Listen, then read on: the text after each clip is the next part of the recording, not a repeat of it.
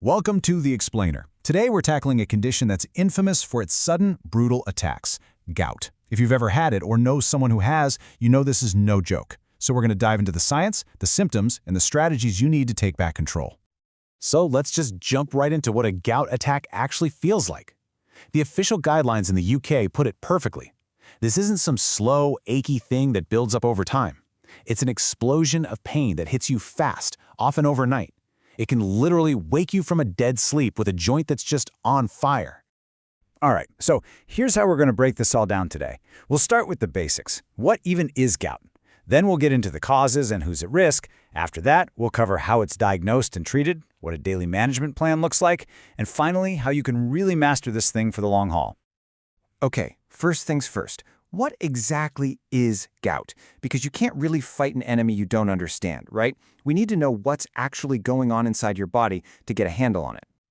And this is a big deal because gout isn't some rare, forgotten illness. I mean, look at this number. According to the World Health Organization, 54 million people worldwide are dealing with this. That's a huge number, which is exactly why we need to be talking about it.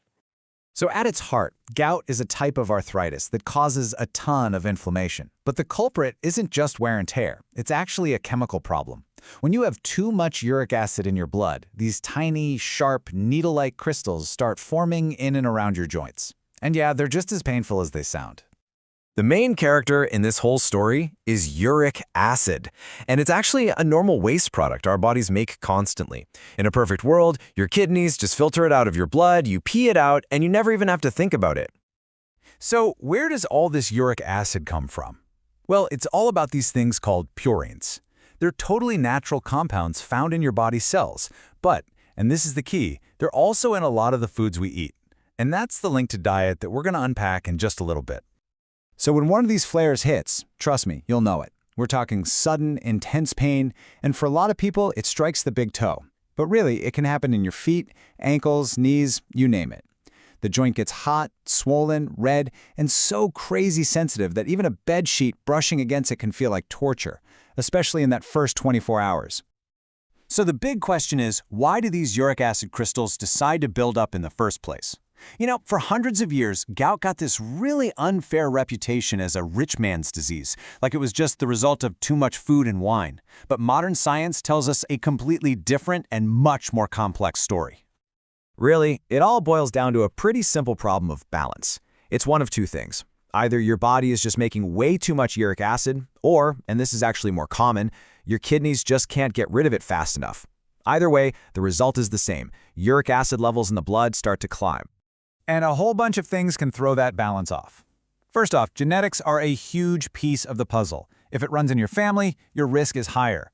Other big factors are things like being overweight, having kidney problems, or high blood pressure. Even some medications can play a role. Now, diet and alcohol are on the list, for sure, but it's so important to get this. For most people, gout is a medical issue rooted in biology, not some kind of lifestyle failure. Okay, so now that we know what's causing the problem, let's talk about the good stuff, what we can actually do about it. This is the action plan. The good news is, finding out if you have gout is usually pretty straightforward. Your doctor will listen to your symptoms, take a look at the joint, and then confirm it with a simple blood test. What they're looking for is a uric acid level of 360 micromoles per liter or 6 milligrams per deciliter. If your number is at or above that, that's the tipping point where those nasty crystals can start to form, and that pretty much confirms it's gout. I love this slide because it explains the treatment strategy perfectly. You've got to think about it in two parts. Firefighting is your emergency response. When a flare is happening, you need to put out that fire now with anti-inflammatories. But then there's fireproofing. That's the long game. This is the daily, lifelong strategy to lower your uric acid levels so those fires can't even start in the first place. So that fireproofing we just talked about, it all comes down to hitting a target number. The goal is to get your uric acid level below that 360 mark and keep it there. If you can do that with daily medication, new crystals can't form, and even better, the old ones that are already in your joints can start to slowly dissolve. It's a real game changer. Okay, so medication is the cornerstone, for sure. But what you do every day can be a huge help too. And this isn't about some crazy, super restrictive diet. It's about making smart, sustainable choices that are good for your whole body. This right here is a really important shift in how we think about diet and gout. The focus isn't so much on a long list of foods you can never eat again. It's more about an overall healthy eating pattern. Basically, what's good for your heart is also good for your gout. Think something like a balanced Mediterranean-style diet. Now, even though the big picture is about balance, it is helpful to know some of the specifics. It's a good idea to limit things that are super high in those purines we talked about, like red meat and organ meats, plus sugary drinks and certain types of alcohol like beer. And on the other side, it's pretty interesting, right? Some studies suggest things like cherries, coffee, and low-fat dairy could actually be helpful. And it's not just about food.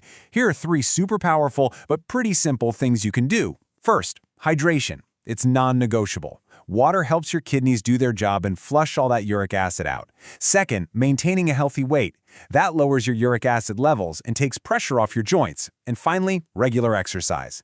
Keeping active is great for circulation and helps your body clear everything out.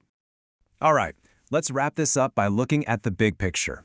Gout is a lifelong thing, yeah? But with the right game plan, you are absolutely in the driver's seat. Okay, this is really, really important. Most flares, you can manage them, but you have to know these red flags.